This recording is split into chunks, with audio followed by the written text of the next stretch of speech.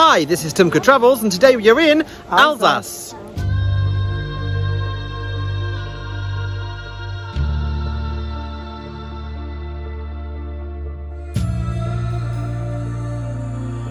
Alsace is the easternmost region of France, bordering Germany. Having changed hands multiple times over the centuries, don't let its Germanic place names fool you into thinking the people feel any less French than they actually are. One place that has sat on both sides of the border multiple times is the region's capital, Strasbourg. The 8th largest city in France, it straddles the river Rhine, which makes up the border with Germany, meaning that some of its suburbs are indeed not in France. The city is ancient, dating back to the Romans, who built a fort there to ward off barbarian invasion into Gaul.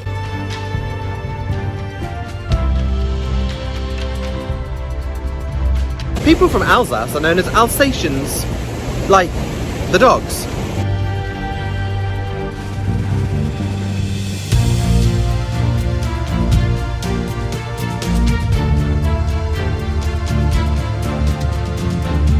Let's play a game. You're going to play an Alsatian, and I'm going to be a German. Alsace, you are German. No, we're French. You're German. No, we're French. Strasbourg was ruled by a series of bishops, hence why its cathedral is known as one of the finest Gothic cathedrals in Europe. However, the people eventually rebelled, and the city became a fully independent city-state for over 4 centuries.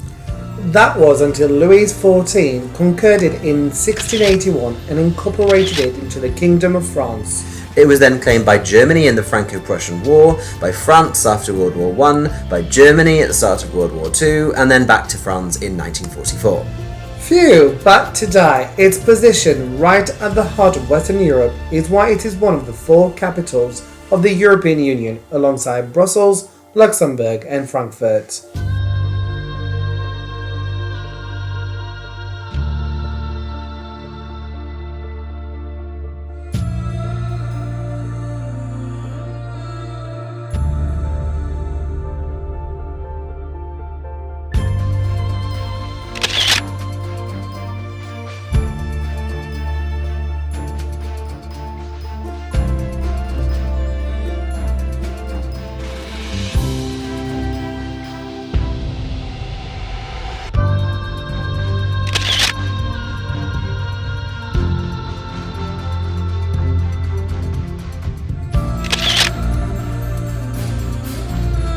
It houses the Council of Europe, the International Institute of Human Rights, and the European Parliament.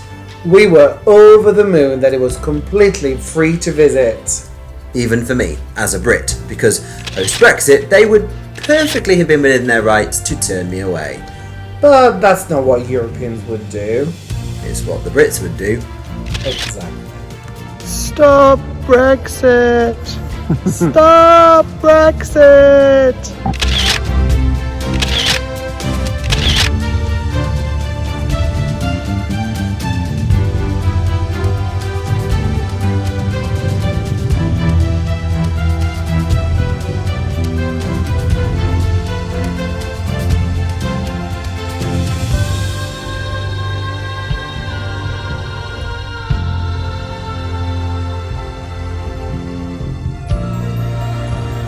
Okay, Ren, you may have this traditional Alsatian dessert, which looks lovely.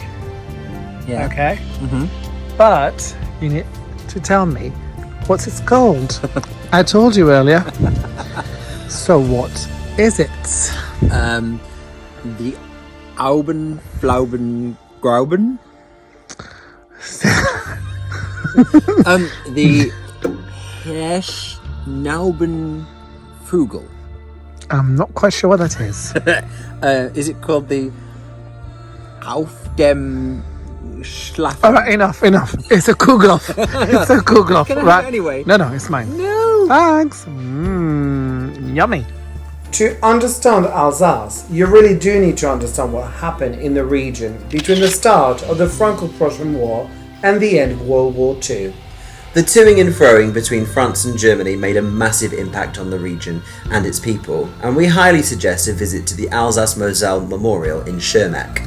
The town was a location of the only concentration camp in France, and the museum tells the story of how Alsatians were conscripted into the German army and forced to fight against fellow French citizens. At the outbreak of war, the French government conducted a mass evacuation of Alsace, encouraging as many people as possible to relocate to the south. Many of them did, but many of those who did so remembering how valued they had been by the German government during their previous peacetime occupation.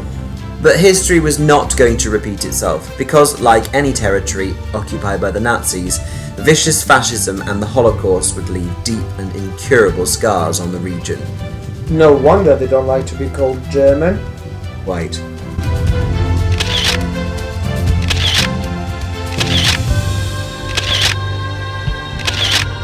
The colourful timber-framed houses are clustered in countless towns and villages, making for picture postcard street scenes all over the area.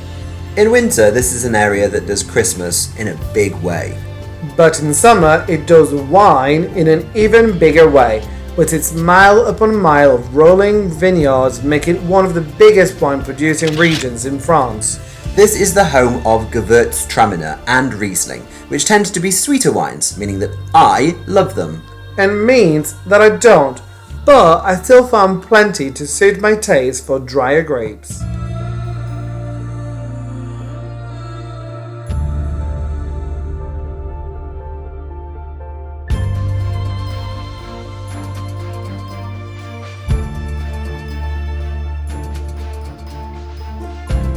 The houses are painted in multiple colours because each colour used to represent the trade of the person who lived inside.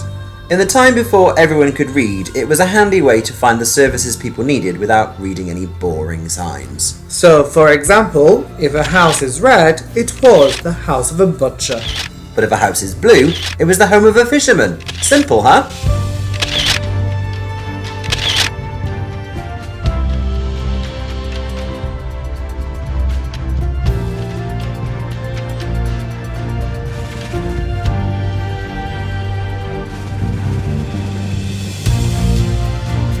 If Ribeauville or Riquewihr looks somewhat familiar to you, it might be because they were used as the inspiration for Disney's Beauty and the Beast back in the 90s. Little town, it's a quiet village. Every day, like the one before.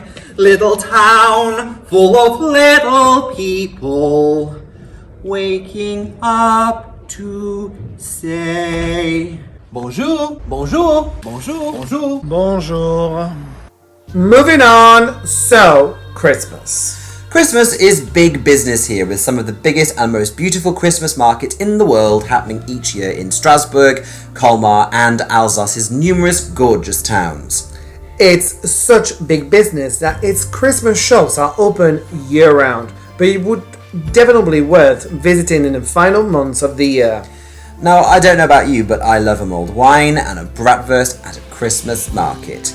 You're not the only one, because people flock from far and wide to have exactly that right here. What about strudel? Yes. Hot chocolate? Well, yes. What about those little wooden houses that you can put little candles inside? Well, yeah, of course, you can get those too. We're coming back at Christmas, right? Why not?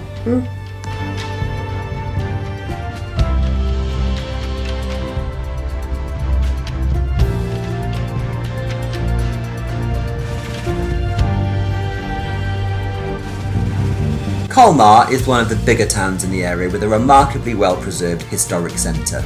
Considered to be the capital of Alsatian wine, it has an unusual microclimate that makes it one of the driest spots in France.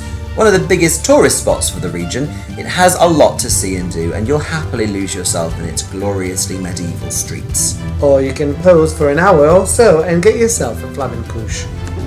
This is a flamencouche, or a tarte flambée in French.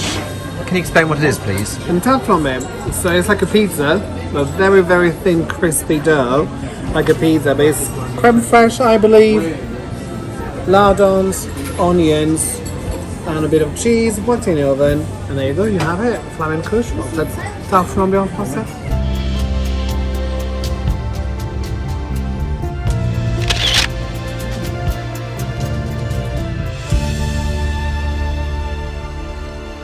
Next, we head to Eguisheim, which is another stunning Alsatian town, this time with its streets running in concentric circles radiating from a central square. It means that you can wander the same street for hours if you choose, or get completely lost very easily. It's actually remarkably disorientating. But beautiful nonetheless. What I hate about towns in Alsace is that they're just all so goddamn ugly. Blech.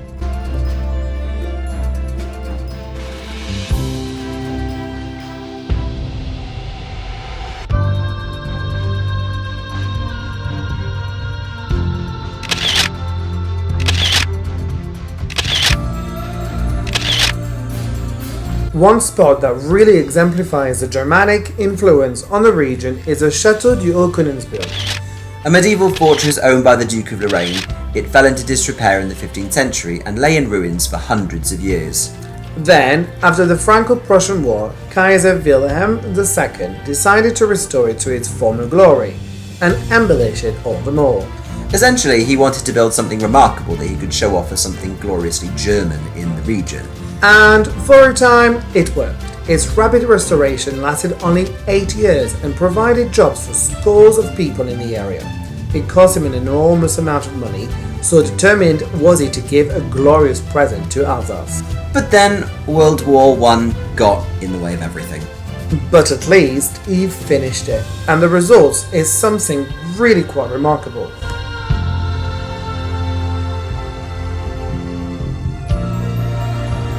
Our final stop is the city of Nancy, which is the capital of Lorraine, Alsace's neighbouring region. Alsace and Lorraine's histories have been long entwined, as it was these two regions that were passed back and forth between Germany and France. Nancy is a beautiful city, filled with beautiful 18th century architecture, most of which was commissioned and built by King Stanislaus I of Poland, who was also Duke of Lorraine. He really loved Nancy and poured his money into the city, which remained a stunning little place as a result.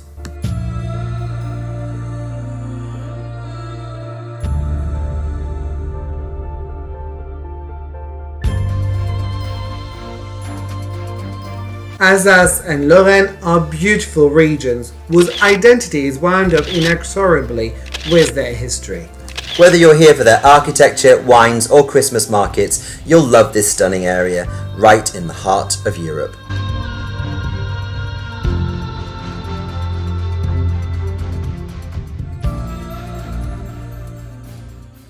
Thanks for watching. Be sure to like, share and subscribe, but most importantly, subscribe. And follow us on Instagram at TeamQuadTravels, where you can see all of my amazing photographs. Yes, Jeremy, we are perfectly aware of the fact that all of the photographs are yours. But make sure that you tune in next time to find out where in the world we end up next. Until next time, folks. See ya. Bye! And don't forget to subscribe. Bye!